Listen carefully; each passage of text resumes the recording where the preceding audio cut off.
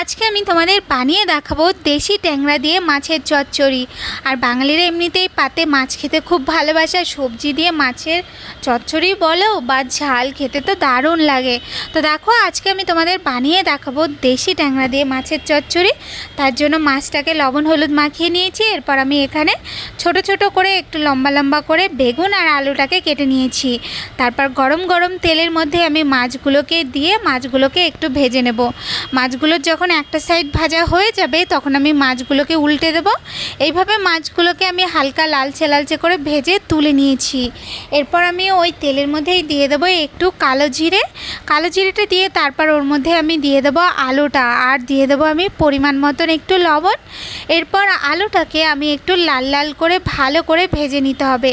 আলুটা যখন লাল লাল করে ভাজা হয়ে যাবে তখন আমি ওর মধ্যে দিয়ে দেবো কেটে রাখা বেগুনটা দিয়ে তারপর 2 মিনিটের মতন একটু বেগুনটাকে ভালো করে ভেজে নেব।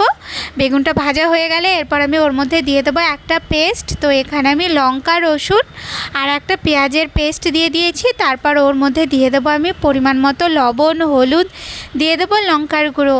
এরপর ভালো করে মশলাটার সাথে এই আলু বেগুনটাকে একটু কষিয়ে নিয়ে তারপর আমি ওর মধ্যে দিয়ে দেবো উষ্ণ উষ্ণ গরম জল। তারপর ভালো করে নাড়িয়ে চাড়িয়ে এটাকে ফুটতে দিতে হবে। যখন ফুটে উঠবে তখন ওর মধ্যে ভেজে রাখা মাছটা দিয়ে তারপর নাড়িয়ে চাড়িয়ে ওর মধ্যে একটু ধনেপাতা দিলেই আমাদের তৈরি হয়ে যাবে দেশি ট্যাংরা দিয়ে মাছের চচ্চড়ি। তো রেসিপিটা ভালো লাগলে ট্রাই করো। আজকের মতন টাটা।